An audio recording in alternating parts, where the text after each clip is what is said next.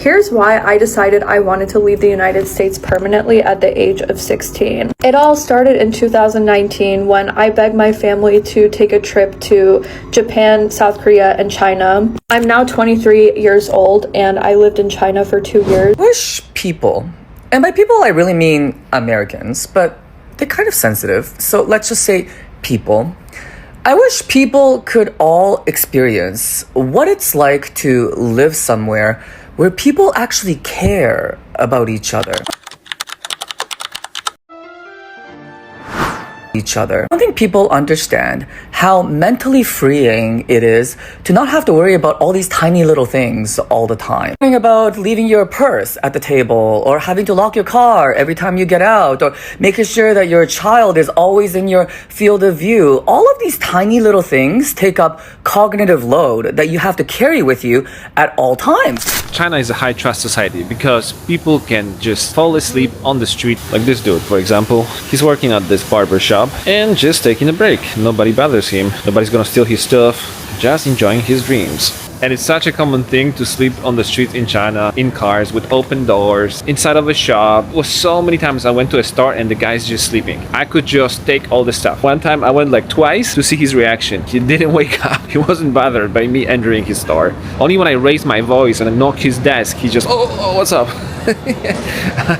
And people are just not afraid of shoplifting here. It's so nice to see that society can operate like this. It's not just about wealth disparities. China has very wide wealth disparities, and yet you don't have to worry about any of these things because everyone puts in a little bit of effort to watch out for each other. A lot of it boils down to culture. Whenever you hear all these arguments that Americans constantly get themselves into about like whether you can film someone in public or whether you have to use headphones on a subway, everyone all of a sudden turns into a lawyer. There is no expectation of privacy in the public. But like, what about being more pleasant? Huh? Like, what about making things a little bit more comfortable for the people around you? No one cares about that. Because Americans are also so obsessed with seeing themselves as heroes all the time, the few times in which where they actually care about someone other than themselves, they still end up making it about themselves. Oh, look at me, picking up someone else's trash. I am such a good person. I am such an empath. You also benefit from that. Do you not realize this? Like, picking up someone else's trash makes things cleaner for everyone. It's not just you versus them. It's about us. It's about the collective we.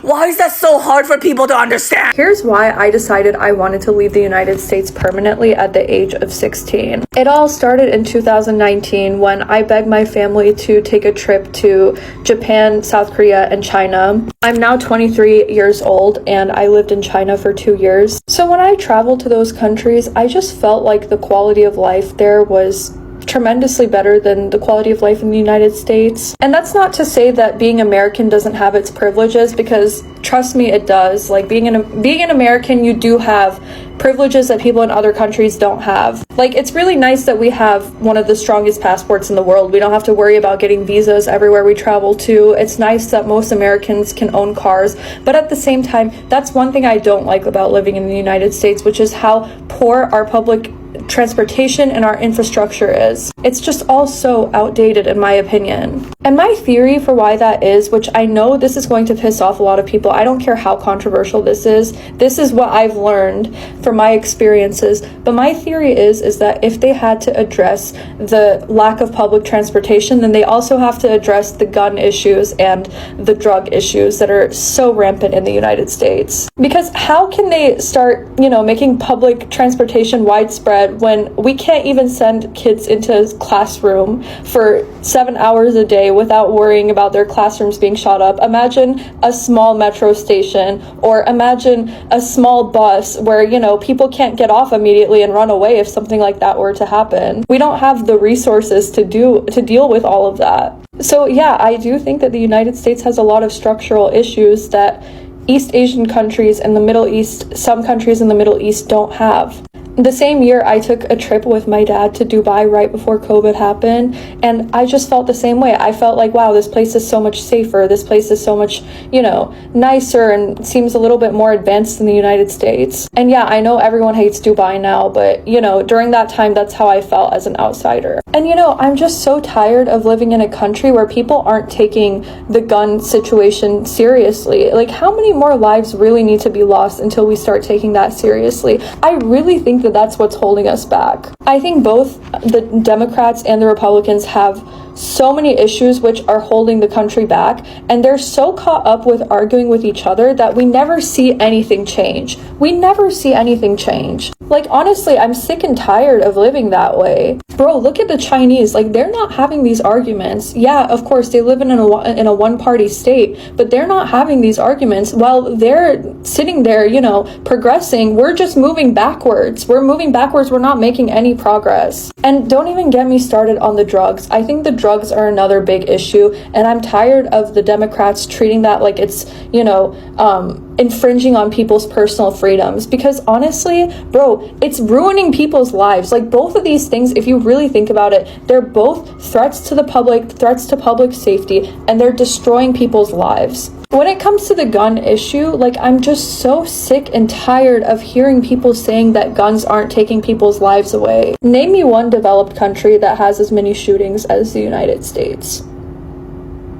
And you guys it's so easy to get a gun in that country. When I returned back after being in China for 2 years, one of my mom's family friends told us that her son, who was still a teenager, somehow bought a gun illegally. He was 17. Like, bro, tell me in what country a parent has to intervene with their children illegally buying a gun.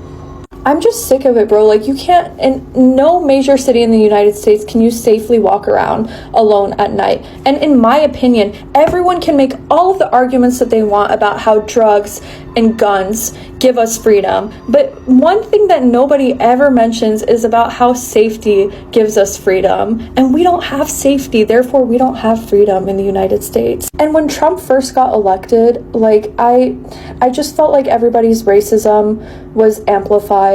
And I'm not blaming any one group for this. I really do think that he's given a voice to racists from every race. And I get, like, that there's so many issues in the United States. Personally, obviously, I'm very anti-Trump, but I also can understand why people elected him in the first place, because, both the Democratic Party and the Republican Party are so structurally flawed. I don't want to justify people voting for him, but at the same time, I do understand why they did, because I think people are trying to get some sort of change in a positive direction, what they perceive to be a positive direction, which I personally don't. I think he's a terrible president. I'm sorry. But I just don't see a future in the United States anymore.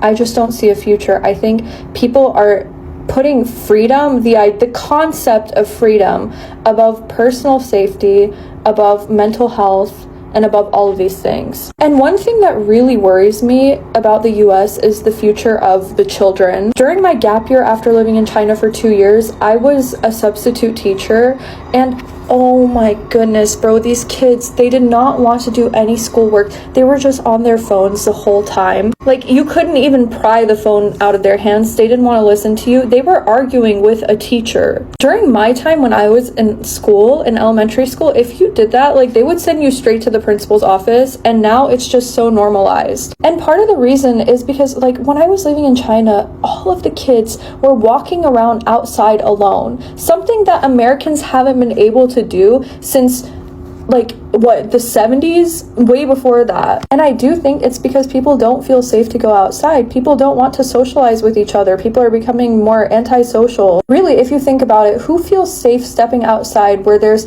crackheads running around and people who own, and those crackheads, the same crackheads own guns? Who feels safe? Like, raise of hands, show of hands, who genuinely feels safe? And really, like, people just say, oh, well, if I own a gun, then the crackhead is not going to be able to shoot me. What if he's behind you? What if you don't see him? People aren't taking the gun issue seriously enough. And that's part of the reason why I left. I want to feel safe walking around at 2 a.m. I want to feel safe walking around outside past, 8 p.m. Is that really so much to ask for? I don't know. I do think that the United States has a lot of potential to become the best country in the world. But with what we're doing, with the way that the direction we're heading in, and people's lack of caring, I think we're heading in a very dangerous direction. And that's why traveling really opened up my eyes to this. Like, I'm so glad that I realized this in 2019 at 16 years old. I've basically set myself up in a way where I can move wherever I want, even if something were to go downhill.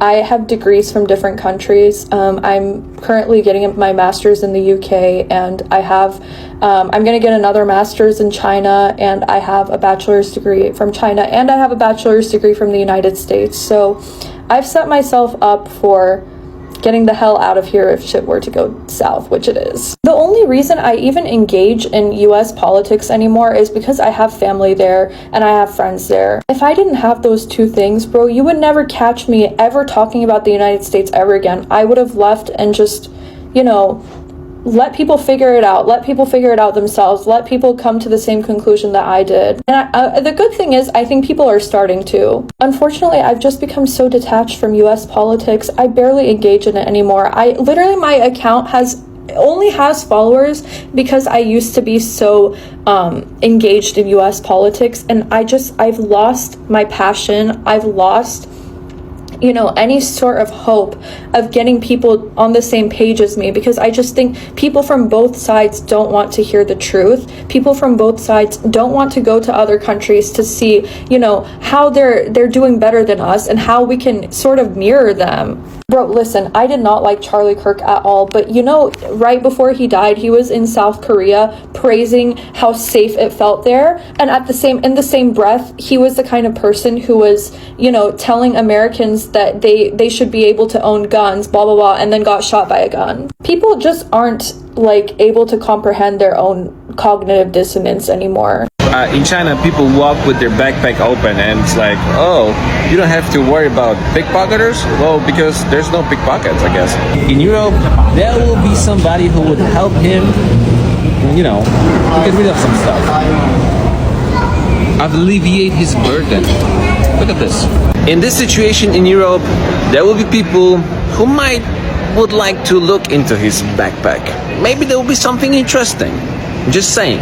There's a lot of curious people in Europe, not in China. Americans are all about the extremes. They're very good at painting themselves as heroes, but they're also very good at painting themselves as victims. The one thing they can't be, though, is normal. You'll hear Americans on here crying all the time about, the whole world hates us. This is just straight up xenophobia.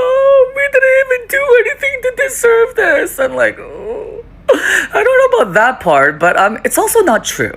Okay, it's also not true. There are American bootlickers in every country. You know how on our social media, you see people all the time glazing Japan and Korea? Well, in other countries, you see people glazing the United States of America, but you just don't hear about it because they're not doing it in English. And also, if you haven't noticed, it's not really cool to like America, especially in 2025. So those voices tend to get suppressed. But like you guys say all the time, the United States is the most powerful country in the world. So you have to have some sort of influence. So you have both hard power and soft power. And so there are a lot of people in the world who's been completely sucked in to this concept of the American dream. You have a whole generation of people now who grew up watching The Avengers, who worship Beyonce, which they should, who also obsess over the NBA. This is all soft power. In many countries, American fast food chains like McDonald's and Pizza Hut, which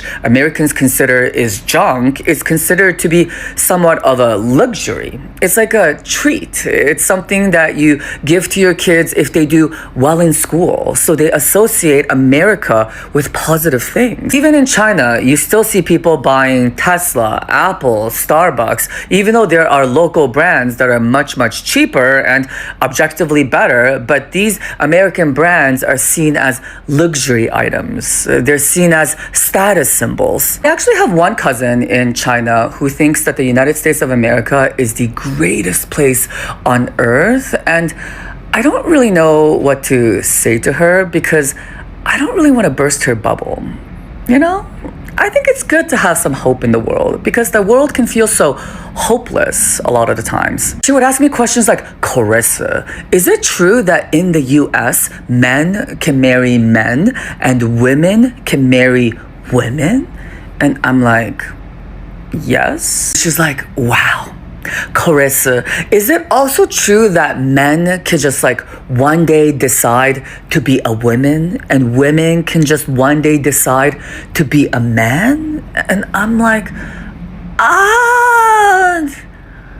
yeah, kind of, yes. Wow.